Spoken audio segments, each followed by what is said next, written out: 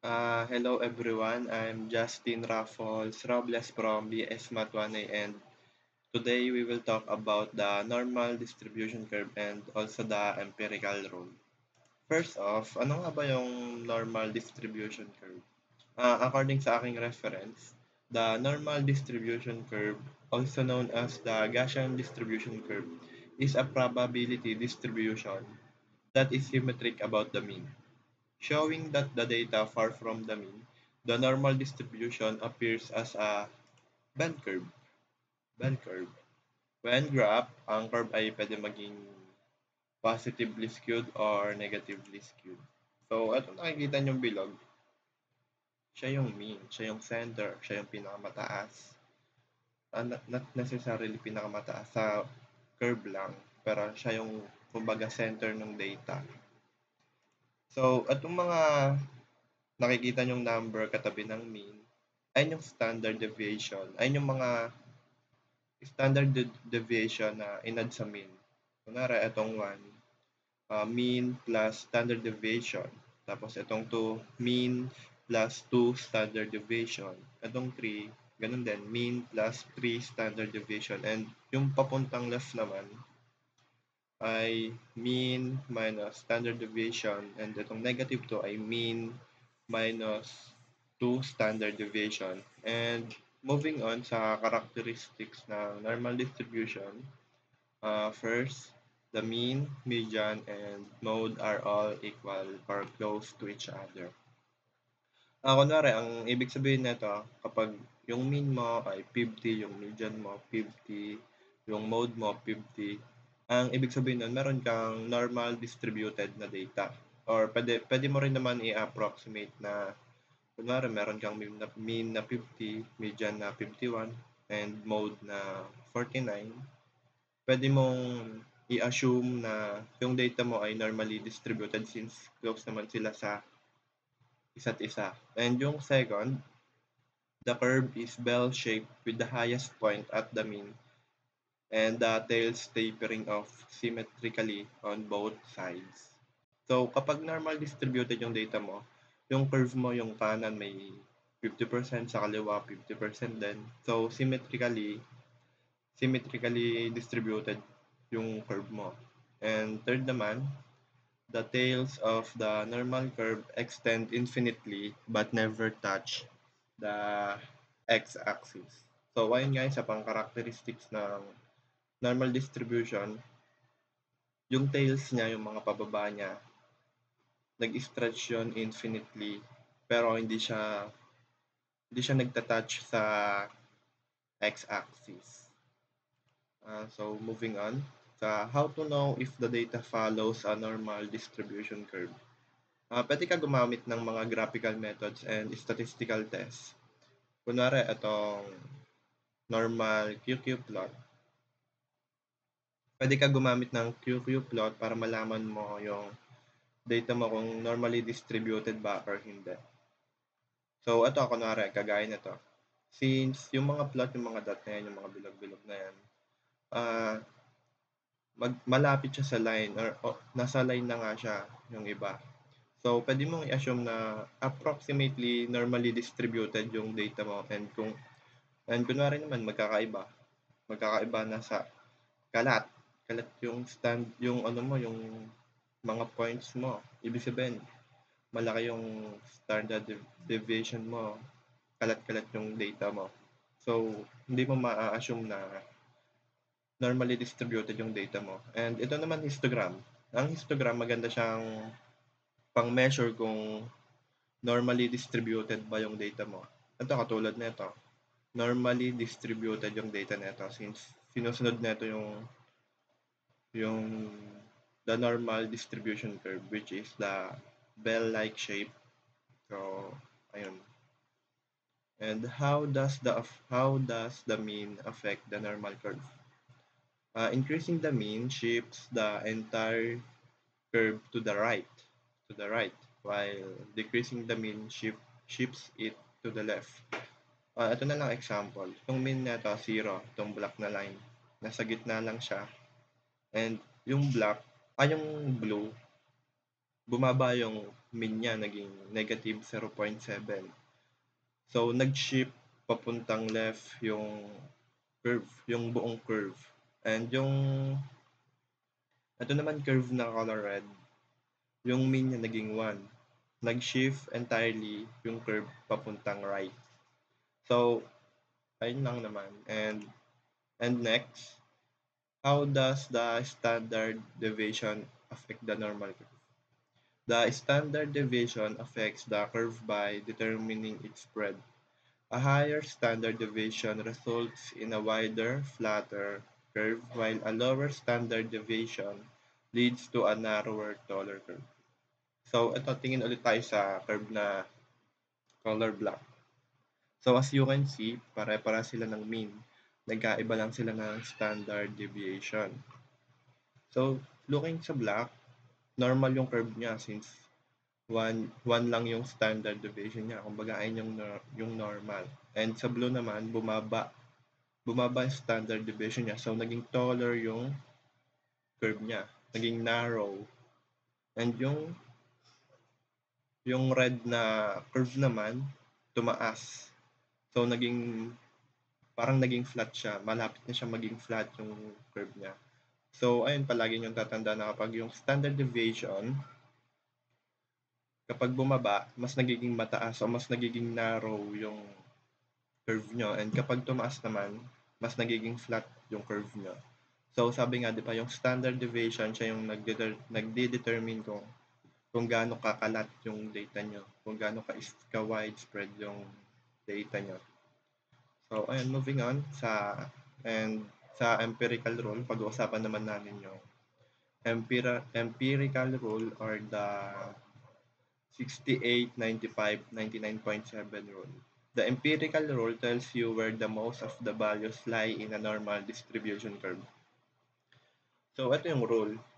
Itong buo na to, itong nasa center, 68% yan. Nakuha tong 34% kasi yung 68 dinivide sa 2. And ito naman, simula dito sa line na to, hanggang dito, ang kabuuan niyan ay 95%. Saan nakuha tong 13.5%? Ang ginawa dyan, 95% minus 68%, which is ito, tapos dinivide sa 2. So, ano ba yan? Kaya na lang mag-calculate. And ang kinalabasan niya, 13.5%. So, ano naman, simula dito hanggang dito, 99.7% yung kabuuan niya. Paano nakuha yan? Yung 99.7%, minusan natin ng 95%. So, itong kabuuan na to, natin.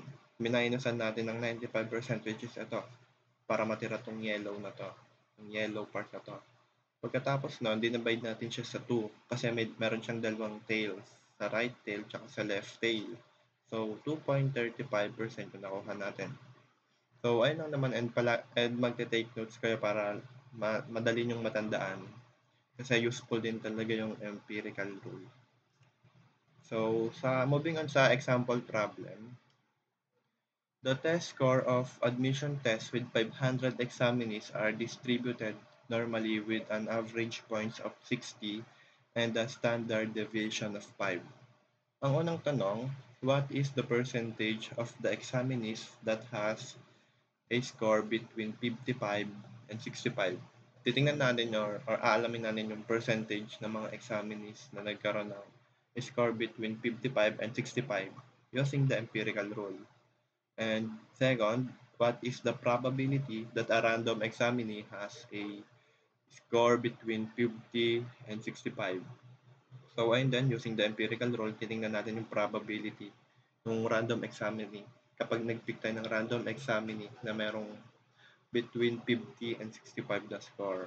And yung pangatlo, what is the percentage of picking a random examinee that has exam score between 45 and 70? Parang kapares lang din siya nung second na tanong. So, using the empirical rule then, ayun, alamin natin kung ilang percentage yung makukuha natin na random examinee na may score between 45 and 70. So last, approximately how many examinees that has a score greater than 65? So approximate natin, aalamin natin using the empirical rule kung ilan yung examinees na nagkaroon ng score na 65 pataas. And lahat yan using the empirical rule. So moving on sa first tanong, what is the percentage of the examinees that has a score between 55 and 65? So ito 55 and 65, and recall lang, itong 60 nasa gitna kasi siya yung mean. Sabi nga natin 'di ba? Yung mean palagi siyang nasa gitna or yung average. Siya yung center, siya yung pinakamataas. Tapos itong 55 and 65, nakuha natin itong 65 kasi inad natin yung standard deviation sa mean. And ito naman nakuha natin 55 kasi minusan natin yung mean ng standard deviation. Tapos ganun sa kabila. And isang way lang yun para malaman nyo kung paano isa-separate yung curve nyo. And so ayun, ito yung shaded line, ito yung hahanapan natin ng percentage. Ito yung examinees na merong score between 55 and 65. So E na lang nilagay ko, the probability or the percentage. Examinee E is equal to 34%. Sabi nga natin sa empirical rule kanina, 34% ito, tapos 34% din ito. So pagpaplasin lang natin yan para makuha yung percentage. So P, the probability is 68%. So the percentage of examinees that has a score between 55 and 60 is approximately 68%. So moving on sa next question, what is the probability that a random examinee has a score between 50 and 65? Between 50 dito and 65. So, i-shade natin. Ito yung shaded area natin. Ito yung hahanapan natin ng percentage. So, the probability, 13.5%. Saan ako yung 13.5%? Dito, sa area na to. Sabi nga kanina sa empirical rule, di ba? Tapos, 34% plus 34%. Itong 34%, na to yan. Sa region na to.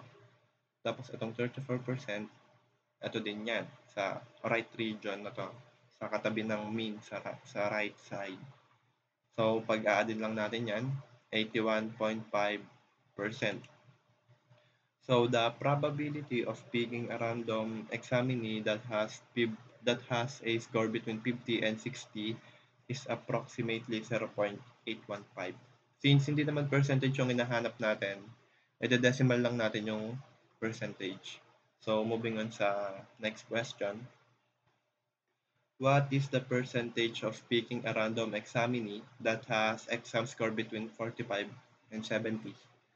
So, 45, ito, may line yan. Tapos 70. Ang laki. Ayun yung shaded area. The probability is 2.35%. Itong area na to, 2.35% according sa empirical rule. Tapos 13.5%, itong area na to. Tapos 34 plus 34, ito din, itong dalawang area na to, na mula sa center, and 13.5% mula dito. So, ganun lang din, pag-a-addin lang natin yan.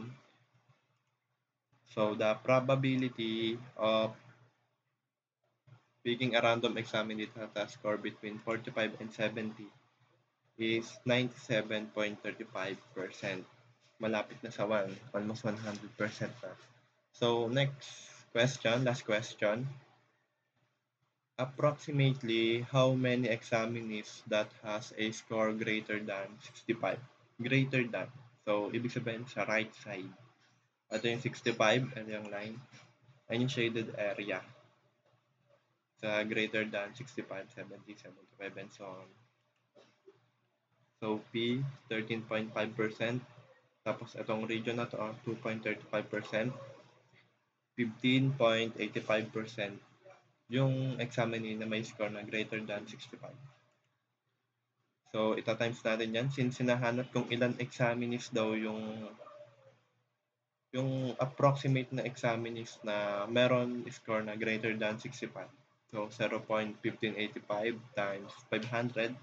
500 since meron tayong 500 na sample population ng examinees is equal to 79.25 examinees. Ira-round up natin yan to 80 kasi wala naman 0.25 na tao na paalang yung kita. There's no such thing as that. So approximately 80 examinees had a score greater than 65. 80 na katao nagkaroon ng score na greater than 65. And ayun lang naman. Thank you for watching and listening, and I hope nag-take notes kayo at sana may natutunan kayo.